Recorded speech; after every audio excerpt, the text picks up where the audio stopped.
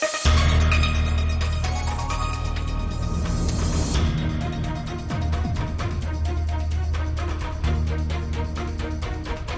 la une ce soir, la colère des lycéens de Petit-Bourg.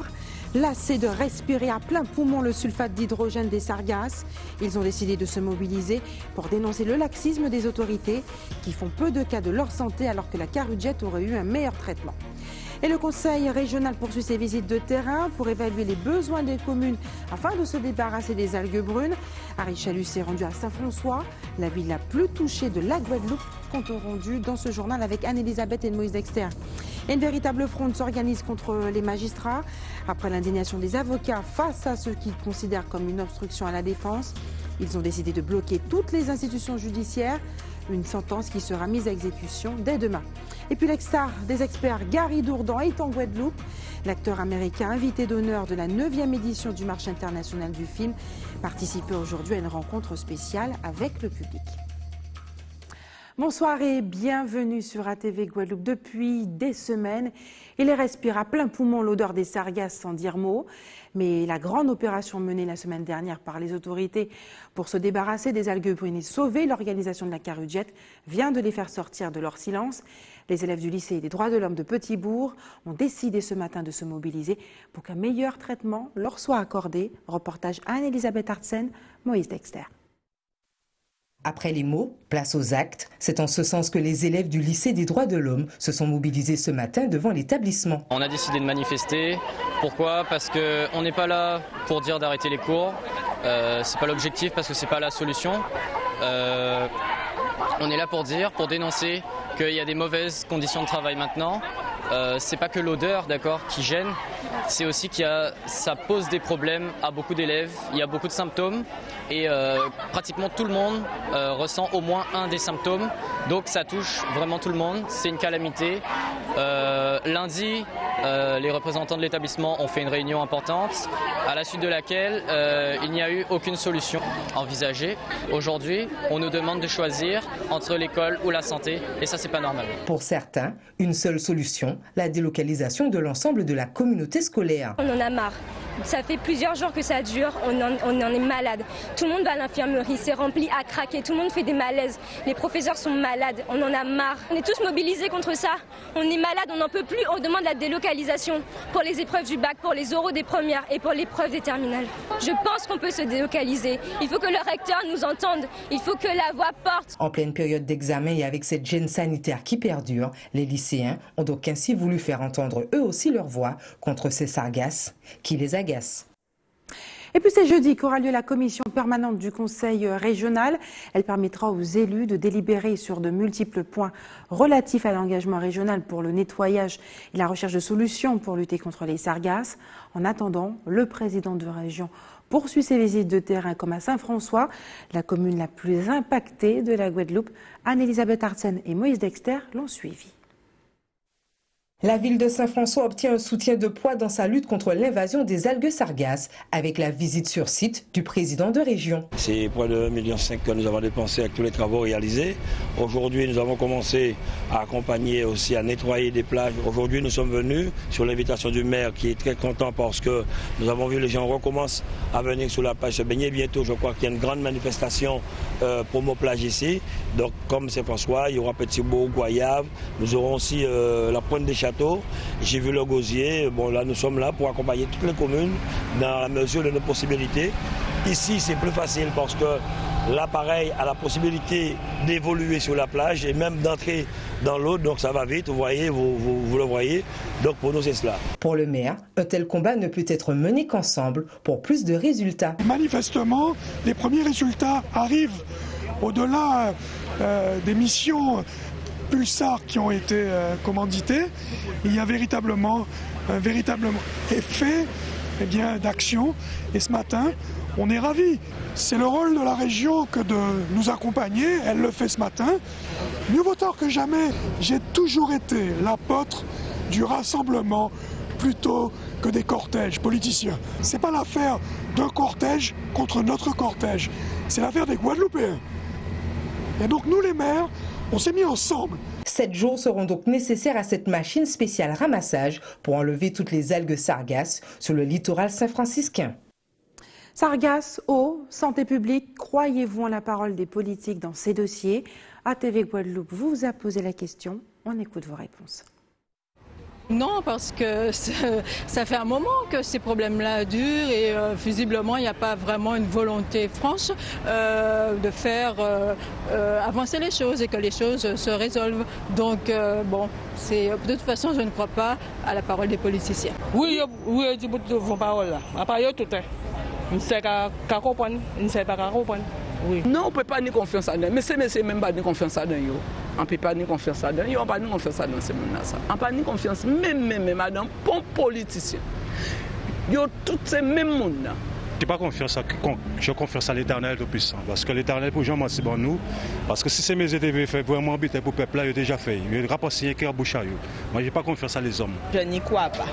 Parce qu'ils donnent de belles paroles, de belles preuves. Et une fois élus, plus rien. Connaissance de cause. Non, parce que y a pas mal de choses qui sortent, des appareils qu'on voit régulièrement sur les réseaux sociaux qui sont adaptés pour récupérer les sargasses.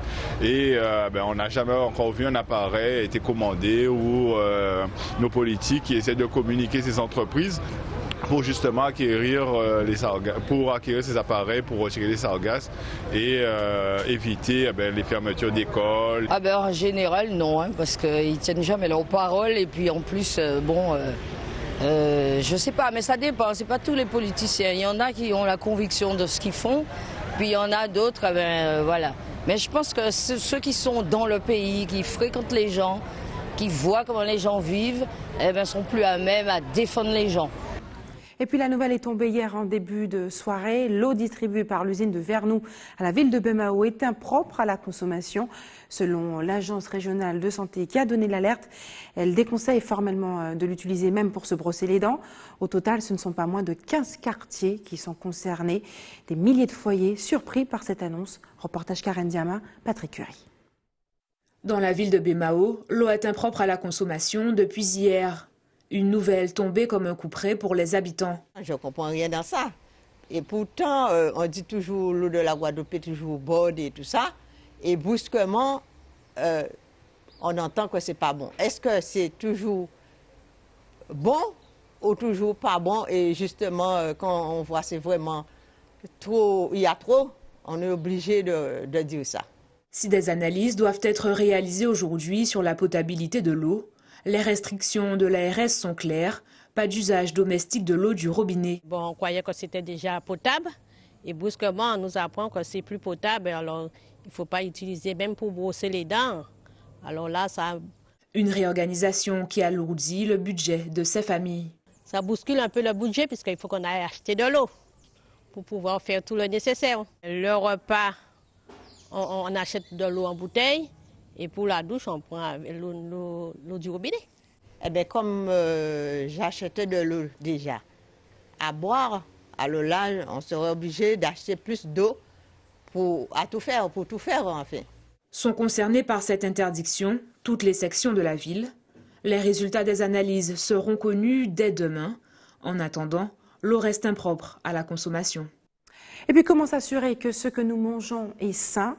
L'association Saint-Jean-Bosco a lancé un chantier d'insertion Bosco Nutri-Local qui a démarré en 2017 à la fin de l'année à Gourbert. Pour nous en parler, la chef de projet nous a rejoint sur ce plateau. Fanny Pénicaud, bonsoir. Bonsoir. Merci d'avoir accepté notre invitation ce soir. C'est vous qui coordonnez ce projet Bosco Nutri-Local, un chantier d'insertion lancé au mois de novembre dernier. Alors cette formation a débuté, ce chantier a débuté il y a déjà maintenant 7 mois.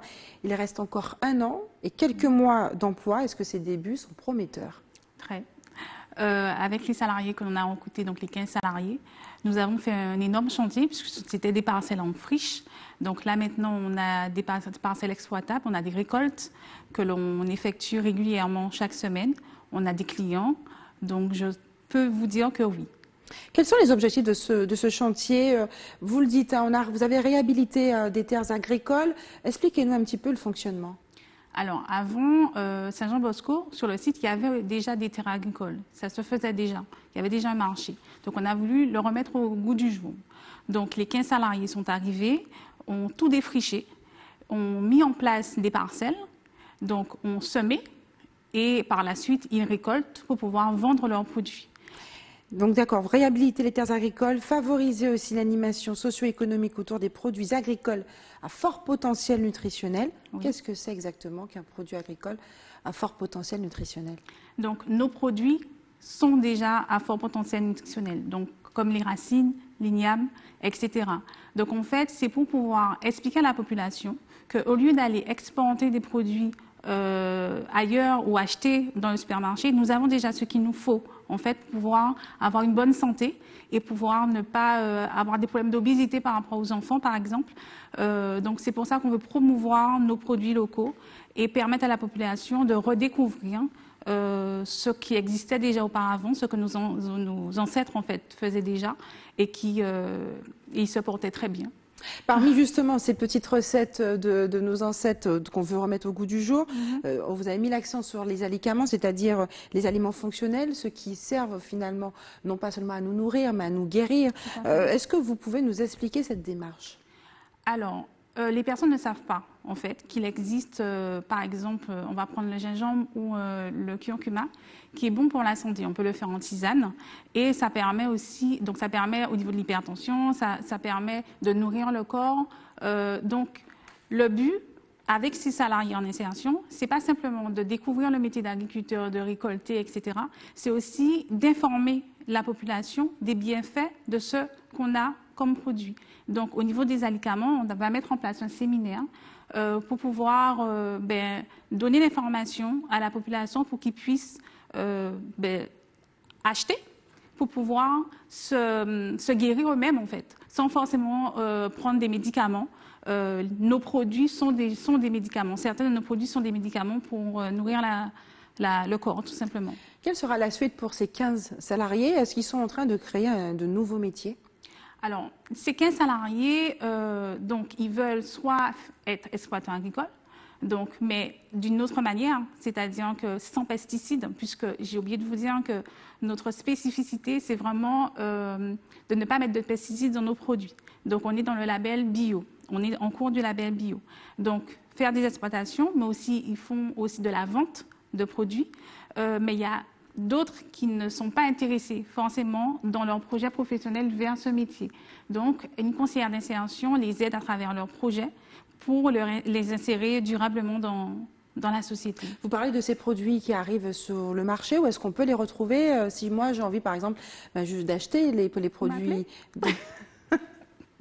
Non, en fait, je comprends votre question. On vient de commencer. Donc, on démarre petit à petit. Donc, c'est vrai qu'il y a énormément de personnes qui viennent vers nous. Donc là, on fait des ventes directes sur notre site de Saint-Jean-Bosco. Mais on va dire en septembre, on va étendre et pouvoir mettre en place une communication, pour mettre en place un panier pour que la population puisse récupérer leur panier chaque semaine ou une livraison. En tout cas, ce sont des projets en cours. Vous souhaitiez venir ce soir sur ce plateau pour parler de ce chantier d'insertion. Quel est le message finalement que vous avez envie de transmettre par rapport au chantier d'insertion? Le message, c'est-à-dire qu'il y a énormément de personnes qui ont de potentiel. Il faut juste les aider, en fait, les accompagner dans leurs projets. Concernant ce chantier, le message, c'est n'oubliez pas, en fait, qu'on a des produits de chez nous et on peut les utiliser au quotidien. Et ça permet aussi à l'économie de la Guadeloupe de fonctionner, voire peut-être d'exporter nos produits pour pouvoir mettre de l'économie dans le pays, tout simplement. Merci Fanny Pénicaud d'avoir accepté de répondre à nos questions. J'imagine qu'on peut retrouver des renseignements sur la page internet de Saint-Jean-Bosco, l'association elle-même. On change de sujet, on parle de l'actualité aussi. C'est une véritable déclaration de guerre faite aux magistrats aujourd'hui, suite à la décision de la juge Le Goff de refuser d'entendre la plaidoirie du 5e avocat du mineur poursuivi pour le meurtre de Yohan Equinox, le maître Ezelin. Les avocats de Guadeloupe ont décidé de se mobiliser et de paralyser dès demain toutes les instances judiciaires. Le reportage est signé Yvan Lemar. Une assemblée générale extraordinaire du barreau de la Guadeloupe a été convoquée ce matin suite à un incident d'audience dans l'affaire Yohan Equinox traitée par la Cour d'appel des mineurs de Basse-Terre. Un avocat, le plus ancien, d'ailleurs un ancien bâtonnier, n'a pas pu s'exprimer devant la cour d'assises au cours d'une audience qui était prévue pour lundi. C'est un affront particulier qui a été fait à la profession d'avocat. C'est une violation particulièrement grave des droits de la défense et même de la démocratie. Comment voulez-vous que, en particulier, il s'agit de mineurs qui étaient déférés. Et c'est la loi qui veut que les mineurs soient nécessairement assistés d'un avocat, que ce soit devant la cour d'assises, ou que ce soit devant les tribunaux pour enfants. On ne peut pas porter atteinte ainsi à des principes essentiels de la loi. Après plusieurs heures de débat, les avocats de la Guadeloupe ont décidé de faire front face aux magistrats. La grève générale dès demain et d'autres actions ont été votées. Sur la question du respect dû aux avocats en général, par les magistrats de cette juridiction, en général également. Il s'agit de porter une réponse de façon à leur faire comprendre qu'il faut respecter l'avocat autant que l'avocat les respecte. Et c'est ça la question qui s'est posée aujourd'hui. Et donc la réponse que nous portons pour l'instant est la suivante. C'est d'abord la grève des assises, nous n'irons pas de la cour d'assises, et le bâtonnier en exercice ne va pas désigner de confrères pour les différentes institutions où l'avocat est obligatoire. Les avocats ne se présenteront devant aucune juridiction demain. Après ces premières actions, ils se réuniront de nouveau pour définir la suite à donner à ce mouvement. Et puis en Martinique, aujourd'hui a eu lieu la deuxième et dernière journée du procès en appel du crash de Maracaibo à la Cour d'appel de Fort-de-France. Les familles des victimes du crash du 16 août 2005 avaient procédé à un recours après le non-lieu requis à la fin de la dernière instruction. Pour elles, les pilotes ne sont pas les seuls responsables du crash. Reportage Alizé Lutran, Michelet François. Dernier jour de procès et son lot de désillusions. Ce matin, les familles des victimes du crash tentaient encore de convaincre les juges de prendre en compte les éléments d'enquête apportés par la partie civile. Mais certains pointent du doigt une justice partiale. Les magistrats instructeurs se sont concentrés sur les 20 dernières minutes. Tout l'environnement qui a donné lieu à ce crash ne les intéresse pas. La préparation du vol, etc., la compagnie, etc.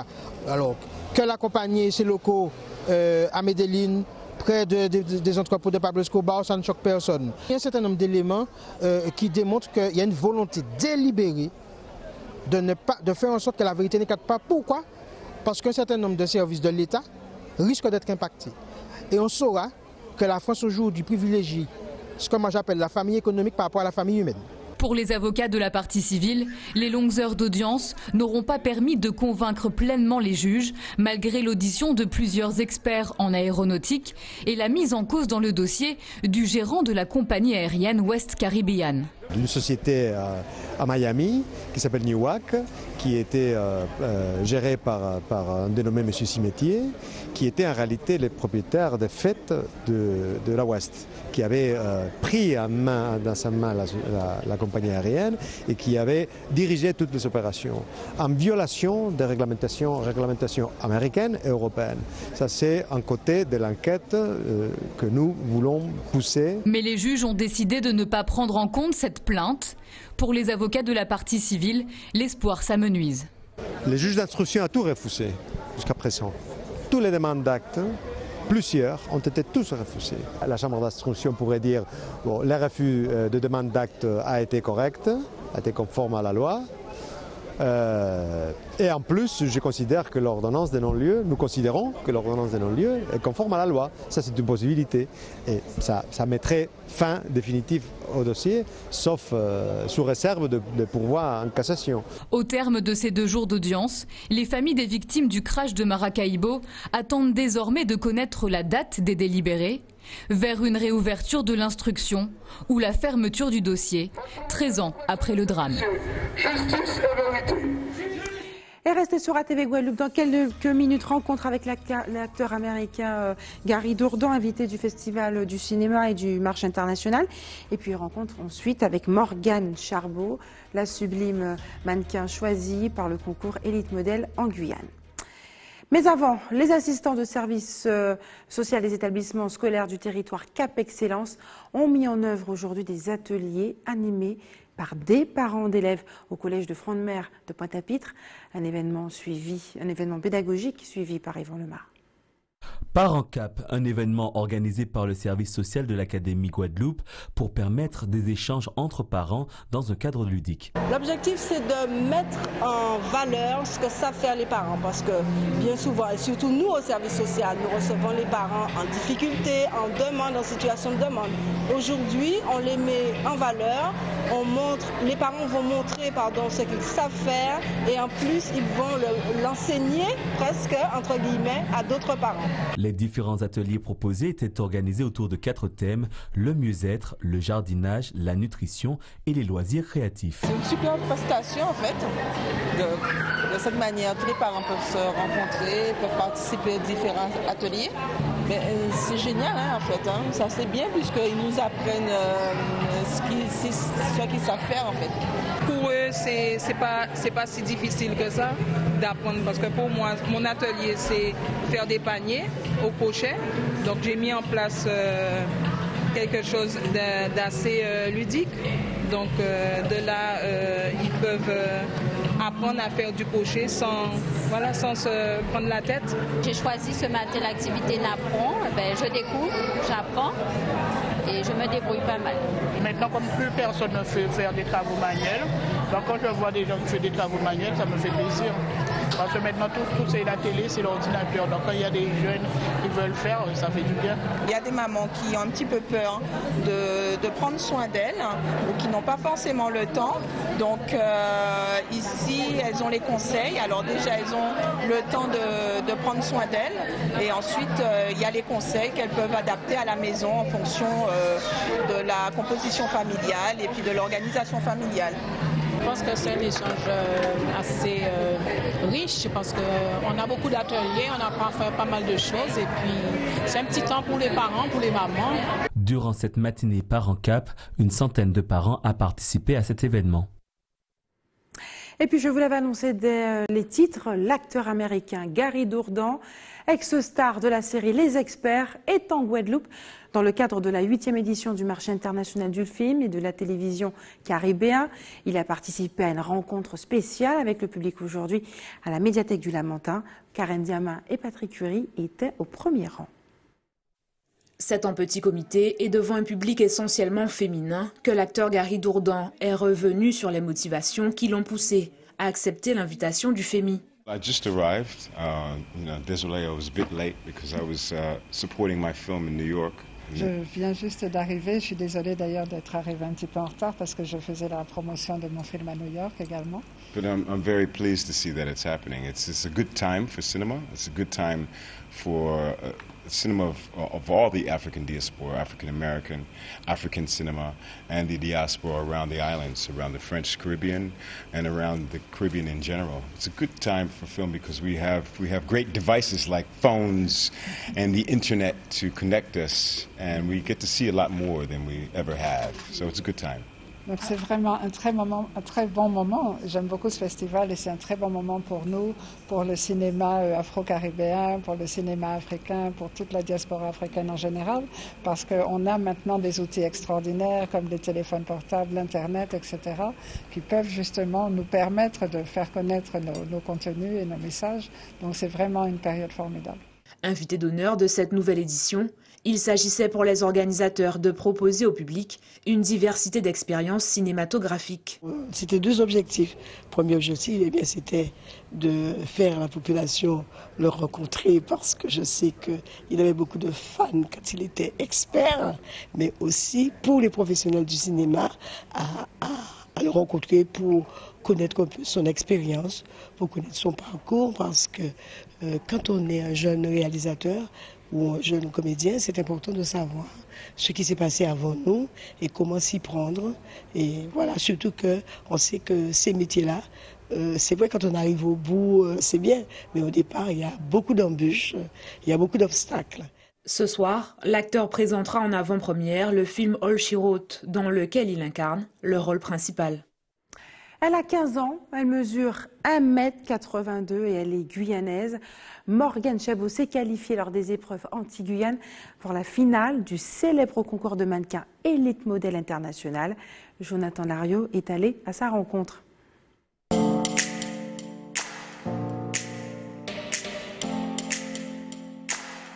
Assise sur la rambarde de la Plaine des Amandiers de Cayenne, Morgane se remémore son week-end.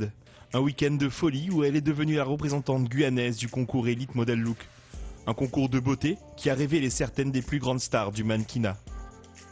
Le monde de la mode et de la beauté, c'est à 13 ans que Morgane s'y intéresse pour la première fois. Mais alors trop jeune pour intégrer une agence, c'est 2 ans plus tard qu'elle tentera sa chance au concours Elite Model Look Guyane, où la jeune Guyanaise s'impose. Faut pas aller dans une compétition totalement pour gagner. Il faut aller principalement pour donner le meilleur de soi-même. Et c'est ce que j'ai fait. Et puis c'est un petit peu un investissement de soi-même aussi. Il faut vraiment changer son alimentation. Il faut pas vraiment manger gras. Et puis il faut vraiment aimer en quelque sorte. As-tu fait des sacrifices pour ça? Non, j'ai pas forcément fait de sacrifice vu que je suis née comme ça. J'ai la morphologie et donc j'ai pas forcément dû changer mon alimentation. Mais dans un autre cas, oui, ça peut demander des sacrifices. Une passion qui fait partie de son quotidien. Ses parents qui l'accompagnent depuis ses débuts sont fiers de leur enfant qui en 2 ans a bien grandi. Elle aime beaucoup en fait prendre des chaussures, marcher dans le couloir, elle fait des petits essais de temps en temps. On sent qu'elle s'intéresse à la mode, qu'elle s'intéresse aux vêtements, aux parettes, voilà, elle aime ça, elle a ça dans la peau. On est très très fiers avec sa maman, son petit frère, toute la famille, enfin voilà, on est vraiment... Non, c'est vrai. Alors, on a notre mannequin à la maison, oui, on peut dire ça comme ça. La suite pour Morgane, c'est au mois de novembre, où elle sera confrontée aux plus grandes nations de la beauté pour la finale internationale du concours Elite Model Look. Et c'est l'heure des informations pratiques. Maintenant, faites des réserves d'eau si vous habitez à Goyave, aux Abîmes et à Gosier. Les coupures sont prévues chez vous demain soir à partir de 18h. L'équipe du établissement français du sang vous donnera rendez-vous au parking de l'Hypercasino de démarrer à Basse-Terre dès 8h30. Et enfin, si vous avez des informations à nous communiquer, n'hésitez pas à nous appeler au 60 11 2 fois. Voilà, c'est la fin de notre édition locale et régionale. Avant de vous rappeler les principaux titres qui ont été développés aujourd'hui, la rédaction d'ATV Guadeloupe se joint à la douleur de notre consoeur Nathalie Dinan, qui a été rédactrice en chef adjointe à ATV Guadeloupe pendant plusieurs mois. Elle vient de perdre sa maman, donc nous on se joint à sa douleur ce soir. Merci à Nathalie Dinan et toutes nos condoléances. Mais tout de suite, le rappel des titres de ce justement mercredi 16 mai, nous l'avons vu ce soir, la colère des lycéens de Petit-Bourg. Lassés de respirer à plein poumon le sulfate d'hydrogène des sargasses, ils ont décidé de se mobiliser pour dénoncer le laxisme des autorités qui font peu de cas de leur santé alors que la carougette aurait eu un meilleur traitement. Et le conseil régional poursuit ses visites de terrain pour évacuer les besoins des communes pour se débarrasser des algues brunes. Marie Chalut s'est rendue à Saint-François, la ville la plus touchée de la commune, 48 heures avant la prochaine commission régionale sur le sujet. Et puis une véritable fronde s'organise contre les magistrats. Les avocats ont décidé de bloquer toutes les institutions judiciaires demain. Une sentence qui sera mise à exécution dès demain, je vous le dis, après l'indignation des avocats face à ce qu'ils considèrent comme une obstruction à la défense. Et puis l'ex-star des experts, Gary Dourdan, est en Guadeloupe. L'acteur américain, invité d'honneur de la 9e édition du marché international du film et de la télévision caribéen, participait aujourd'hui à une rencontre spéciale avec le public. Merci d'avoir choisi ATV Guadeloupe. Je vous souhaite une excellente soirée. On se retrouve demain à 18h45.